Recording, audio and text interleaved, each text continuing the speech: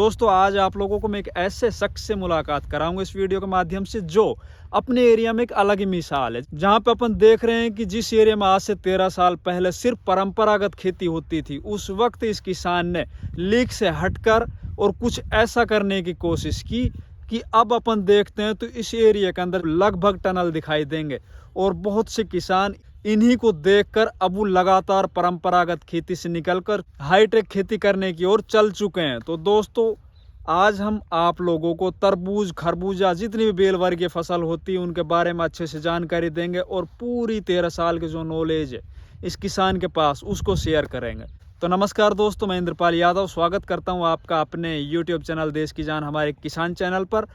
आप लोगों से हमारी लगातार रिक्वेस्ट होती है, एक बार फिर आप लोगों से रिक्वेस्ट है, जितने भी किसान भाई हमारे चैनल पर नए आए हैं या जिन किसान भाइयों ने चैनल को अभी तक सब्सक्राइब नहीं किया, कृपया चैनल सब्सक्राइब कर लीजिए, वीडियो को लाइक और ज़्यादा से ज़्यादा शेयर कीजिए। तो दोस्तों अब मैं आप लोगों को उस शख्स से मिलाने जा रहा हूँ जिसकी 13 साल की मेहनत ने इस इलाके के अंदर काया पलट कर दिया है। जहाँ पे लोग पहले गेहूं की खेती करते थे, सरसों की खेती करते थे या फिर और परंपरागत खेती करते थे, लेकिन आज की डेट में अगर अपन देखें तो जितने भी युवा किसान हैं जो खेती को अपना करियर बनाना चाहते हैं वो इनसे प्रेरणा लेकर और हाईटेक खेती की ओर बहुत तेजी से बढ़ रहे हैं। आज मैं आप लोगों को उन्हीं किसान से सीधी उन्हीं की जुबानी ये सब पूरा जितने भी इनका 13 साल का अनुभव सभी इस वीडियो के माध्यम से शेयर करेंगे। मेरा नाम है रमेश चंद यादव, पिताजी का नाम श्री धन सिंह यादव जी, ग्राम भोजराज का, तहसील कोटकासिम, जिला अलवर के रहने वाला हूँ जी।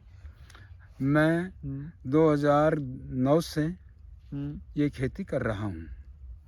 2009 से 2012 तक मैंने वैसे धोरा से क्यारी की खेती की है, गोभी की, तरबूज की, चपल टिंडा, खीरा की जी। 12 में मैंने ड्रिप लगाई है। 12 से आज 22 आ गई, मैंने ड्रिप से की है, गोभी भी की है, तरबूज भी किए हैं, खीरा भी किए हैं, चपल टिंडा भी करे हैं।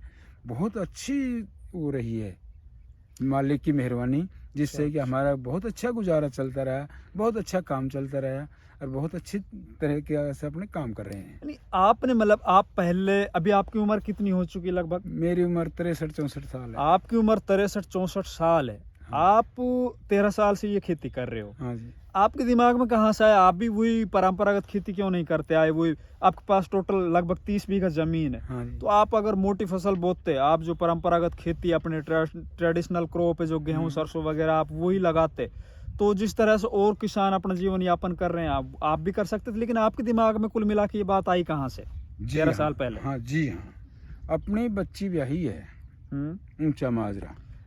आपकी लड़की ऊंचा माजरा ब्याही, एक गांव है ऊंचा माजरा, हरियाणा के अंदर, गुड़गांव के पास, पटौदी के पास ऊंचा माजरा। हाँ जी। उसके उसके अंदर इनकी लड़की है, वो वहां पर ब्याही है, मतलब इसने अपनी लड़की को वहां पे शादी कर रखी है, वहां पे उसका ससुराल है। तो फिर आगे वन का जीवन काल ही इन्हीं कामों में गुजरा है। सब्जी की, तरबूज करना, खीरा करना, गोभी करना। तो उन्होंने प्रेरणा दी, अक्सर आप सरसों में, बाजरा में, गेहूं में क्यों अड़ रहा हो, इनको छोड़ो आप जी। और छोड़ करके और आप ये पहले गोभी करो, पहले उसके बाद तरबूज करो, खीरा करो, चपल टिंडा करो। तो इनकी लड़की है जो, उसका ससुराल है हरियाणा के अंदर, गुड़गांव के पास एक गांव है ऊंचा माजरा। तो उस गांव के अंदर साहब बोल रहे हैं, उस गांव के अंदर पहले से ही इस तरह की खेती की जाती थी। वहां पर ट्रेडिशनल क्रॉप नहीं किया जाता। अधिकतर किसान है वहां पर सब्जी वर्गीय या बेल वर्गीय फसल लगाते हैं, पूरा गांव। तो किसान भाइयों, आप लोगों को एक बात और बता देता हूं कि रमेश चंद जी यादव को आज से 4 साल पहले मुख्यमंत्री द्वारा राजस्थान के अंदर जो प्रोग्रेसिव किसानों को एक अवार्ड दिया जाता है, वो अवार्ड भी मिला हुआ है इनको। राज्य सरकार के द्वारा से प्रोग्रेसिव किसान का अवार्ड भी मिला हुआ है। आप शुरू से बताइए हमें, शुरू से अपन को क्या कुछ करना पड़ता है तरबूज की फसल के लिए बढ़िया उत्पादन लेने के लिए? एक तो समय बताइए कि अपन किस टाइम पे इसको लगाएं जिससे कि जल्दी बाजार पहुंच सके और इसका बढ़िया रेट हमें मिल सके। ऐसा है जी, कि इसका टाइम है 11 महीना की 15 तारीख से और 11 महीना की 30 तारीख तक डायरेक्ट बीज का क्रॉप होता है जी। उसके बाद में सर्दी बढ़ जाती है, टेम्परेचर डाउन आ जाता है, तो उसके बाद में हम पौध तैयार करते हैं अपने प्रोट्रेम। हाँ प्रोट्रेम देखिए, मैं आप लोगों को बता रहा हूँ कि आप 15 नवंबर से और 30 नवंबर के बीच में आप अपने खेत की तैयारी टाइम से कर लेते हो, तो उसके अंदर आप जैसे मल्चिंग कर रखी है, इसके अंदर जो होल है इनमें सीधे आप बीज को लगा सकते हो। उससे आपके जो बीज है वो जर्मिनेट हो जाएंगे। और उसके बाद अगर आप अपने खेतों के अंदर तरबूज की खेती करने जा रहे हो तो आप सीधे बीज ना लगाकर आप प्रोट्रे के अंदर नर्सरी बना लीजिए। नर्सरी जब आपकी तैयार हो जाए, लगभग 1 महीने की जब आपकी नर्सरी तैयार हो जाए, तो प्रोट्रे से आप नर्सरी निकाल कर और इनके अंदर सीधे आप इन होल के अंदर आप सीधे लगा दीजिए। तो अब बात बताइए, आप अपन ने जब खेत की तैयारी की उस वक्त हमने कितनी जुताई करनी है, उसके बाद कौन कौन सी बेसल डोज में खाद वगैरह डाले हैं? अपने पास थी गोभी। गोभी के अंदर 5, 6, 7 जुताई करनी जरूरी है। रूटावेटर भी मारना जरूरी है। और जो गोभी का डंठल है वो भी बेचना जरूरी है, क्योंकि उनके दीवड़ लगती है, दीवड़ फिर पौधा के भी लगेगी तो नुकसान होगा। उसके बाद में बेड निकाला ट्रैक्टर से, बेड निकाल करके अपनी नलकी बिछाई, ड्रिप की नलकी बिछा करके मल्चिंग बिछाई, और मल्चिंग बिछा करके दाब करके और फिर उनमें बीज लगा, और बीज लगा करके पानी दे दिया। जी, अभी देखो, आपके पास कोई खेत अगर जिसके अंदर आपकी कोई फसल है तो उसको अच्छे से जुताई कीजिए। उसके अंदर आपके जो कचरा है फसल का वो नहीं बचना चाहिए। अगर खेत आपके एकदम साफ सुथरे तो 3-4 जुताई करने के बाद आप उसमें देसी खाद डालो। देसी खाद डालने के बाद बेसल डोज में कौन से खाद लिए आपने? DAP है। पर एकड़ के हिसाब से हम बताएं तो DAP लगभग 35 किलो पर एकड़ के हिसाब से। 35 किलो DAP लो, 35 किलो पोटास। ये सब तो आप शुरू में जब बेसल डोज बना रहे हो उस वक्त आप बेड के अंदर डालो। अच्छा, बेड से बेड की दूरी कितनी कुछ रखनी है? बेड से बेड की दूरी 6 फुट। बेड से बेड की दूरी वो 6 फीट रखनी है। और बेड की टोटल चौड़ाई कितनी होनी चाहिए? 2 फुट। एक बेड की जो चौड़ाई है वो 2 फीट होनी चाहिए। पौधे से पौधे की दूरी 2 फुट। बेड के ऊपर पौधे से पौधे की दूरी 2 फुट। और इनके अंदर जो अपन ने मल्चिंग शीट लगाई है वो लगभग 25 माइक्रोन की लगाई है। 25 माइक्रोन की मल्चिंग बिछाई, और उसके नीचे जो ड्रिप है 2 इनलाइन ड्रिप लगाई है। एक तो यहाँ पे जो पौधा लगा हुआ है तो इसकी एक तो ये रही ड्रिप, और दूसरी ड्रिप है दोस्तों ये रही यहाँ पे थोड़ी आउट हो रही है, यहाँ पे आई हुई है, इसको थोड़ा साइड में करना पड़ेगा। जी जी जी, तो आप पौधे के पास इन दोनों लाइनों को लगा दीजिए। हाँ, तो रमेश चंद जी, 1 एकड़ के अंदर कितने बीज की आवश्यकता पड़ती है? 6000 बीज लगते हैं। 6000 बीज की आवश्यकता पड़ती है। आपने कौन सी वैरायटी लगा रखी है? कोहिनूर। ये आप पिछले कुछ सालों से लगाते आ रहे हो या आपकी दफा लगाई? नहीं, कई साल हो गए कोहिनूर लगाते हैं। वैसे तरबूज की बेस्ट वैरायटी कौन कौन सी आपकी नजर में जो आप पीछे लगाते आ रहे हो लगातार? कोहिनूर है, अच्छा, और समीरा है, मिस्री प्लस है, अच्छा, और सब काला सोना है जी। एक सागर का भी आता है, सागर किंग है, सकाटा के भी आता है, एक सकाटा का भी। बहुत वैरायटी है। वैसे वैरायटियां हैं, वो तो आपके एरिया के अंदर जो भी ज्यादा अच्छी है। तो अभी लगभग 2 महीने की फसल ये हो चुकी है। सीधी डायरेक्ट इसके अंदर सीडलिंग की गई थी। 15 नवंबर को इसके अंदर बीज डायरेक्ट इनके अंदर बुआई की गई थी। आज 2 महीने का पौधा है, आप देख रहे होंगे कितना सुंदर पौधा है। थोड़ा स्ट्रेस में, क्योंकि इस टाइम पे अभी लगातार ठंड जारी है।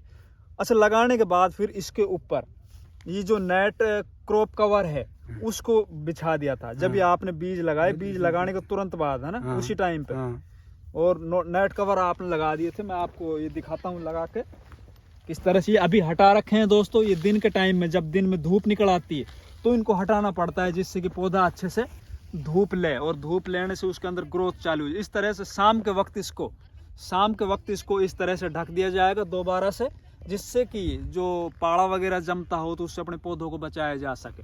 अभी 2 महीने के पौधे के अंदर जो काम चल रहा है, जो ड्रिंचिंग हो रही है, वो मैं आप लोगों को दिखाता हूँ क्या कुछ रमेश चंद जी डाल रहे हैं, क्योंकि ये बहुत बड़े किसान हैं, बहुत अनुभवी किसान हैं, और एक लार्ज स्केल के अंदर ये खेती करते हैं। अभी आपके पास लगभग कितने एकड़ जमीन के अंदर तरबूज की खेती है?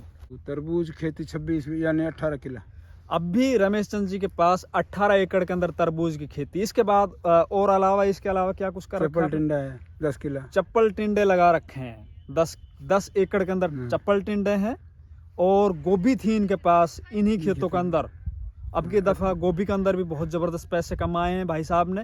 गोभी को ख़त्म करने के बाद खेत की अच्छे से जुताई करके फिर इसके अंदर तरबूज लगा। अब दिखाते हैं आपको दोस्तों रमेश चंद जी इस वक्त कौन सा ड्रिंचिंग के अंदर कौन सा एनपीके यूज़ कर रहे हैं, और एनपीके के साथ इनकी जो एक स्ट्रेटजी होती है अपनी फसल को सबसे पहले मंडी में ले जाने के लिए, नीचे से वो क्या कुछ और दे रहे हैं। क्योंकि अधिकतर किसान ऐसे होते हैं वो अपनी अंदरूनी जो उनके पास जानकारी होती है या उनके जो सीक्रेट होते हैं वो बहुत कम बता पाते हैं, लेकिन हम आप लोगों को रमेश चंद जी के जो भी सीक्रेट वो सब आज दिखा देंगे क्या कुछ है। आइए, इस बाल्टी में आपका क्या है, इस पानी में क्या मिला रखा है, इस ड्रम में क्या मिला रखा है? 20-20-20 एनपीके 20-20-20। देखो दोस्त मैं आप लोगों को दिखा देता हूँ कि ये एनपीके 20-20-20 यूज कर रहे हैं। एनपीके 20-20-20 वाटर सोल्यूबल जो फर्टिलाइजर होता है वो लगभग 2 किलो 200 लीटर पानी में 2 किलो 200 लीटर पानी में घोलकर ड्रिंचिंग चल रहा है। साथ ही ये है इनके पास माइक्रोराइजा 100 ग्राम माइक्रोराइजा इसी 200 लीटर पानी में डाल रखा है, और इन दोनों का ये घोल बना रखा है। आप लोगों को दिखाता हूँ, ये घोल इनके अंदर चल रहा है। अच्छा, इससे क्या फायदा होगा, फसल को क्या बेनिफिट मिलेगा ये करने से? इससे ये तो जो 20-20 है ये तो पौधे को खाद का काम करेगी जी, और जो ये है ये फंगस या कोई भी कीड़ा या कोई भी वैसी चीज है वो सब ने जड़ों को अच्छे से चलाएगी। कोई भी माइक्रोराइजा होता है वो उनका काम क्या होता है कि वो जड़ों को अच्छे से फैलाव कर देगा। जितनी ज्यादा जड़ें होंगी पौधे में उतने ज्यादा अच्छे से वो नीचे से माइक्रोन्यूट्रिएंट और वाटर मिनरल्स ले सकता है। और एनपीके जो 20-20 है उसके अंदर तीनों ग्रेड है, आपको नाइट्रोजन भी मिल जाएगी पौधे को, साथ में फॉस्फोरस भी मिल जाएगी और पोटेशियम की पूर्ति भी हो जाएगी। तो ये सब चल रहा है, मैं आप लोगों को दिखाता हूँ किस तरह से ड्रिंचिंग हो रही है, क्योंकि रमेश चंद जी ने बहुत कर्मचारी लगा रखे हैं। और कंटिन्यू लगभग आपके कितने कर्मचारी काम करते हैं रोजाना?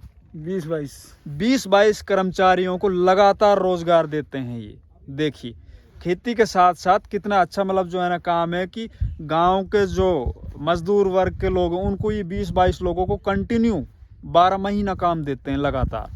अब देखते हैं क्या कुछ ये बताइए कि इसके अंदर आप लगभग कितनी मात्रा पर पौधे के हिसाब से इसके अंदर ड्रिंचिंग में आप डाल रहे हो? 50 ग्राम 50 ml पर पौधे के हिसाब से ड्रिंचिंग हो रही है। अब इससे अगली जो ड्रिंचिंग होगी वो कितने दिन बाद होगी? वो देखा जाएगा, मौसम समय वक्त की बात है। स्प्रे करेंगे 4 दिन रुक के। दोस्तों तुड़ाई होगी तब तक हम आपको बीच बीच में जैसे जो भी आवश्यकता पड़ती रहेगी इसके अंदर क्या कुछ करने हैं वो सभी जानकारी आपको वीडियो के माध्यम से मिलती रहेंगी। जिस तरह से इसके अंदर फ्लावरिंग आएगी उसके बाद फ्रूटिंग आएगी, फिर अपन को फ्रूट को मोटा तगड़ा किस तरह से बनाना है उसके लिए क्या कुछ डालना है, कौन सा एनपीके आगे से लगातार कौन सी ग्रेड चलानी है, किस तरह से कौन सा ऊपर से अपन को फोलियर स्प्रे में फर्टिलाइजर देने हैं या इंसेक्टिसाइड फंजीसाइड देने और कौन कौन सी प्रॉब्लम फसल में आने वाली या नहीं आने वाली, वो सब जानकारी आप लोगों को मिलती रहेंगी। धन्यवाद।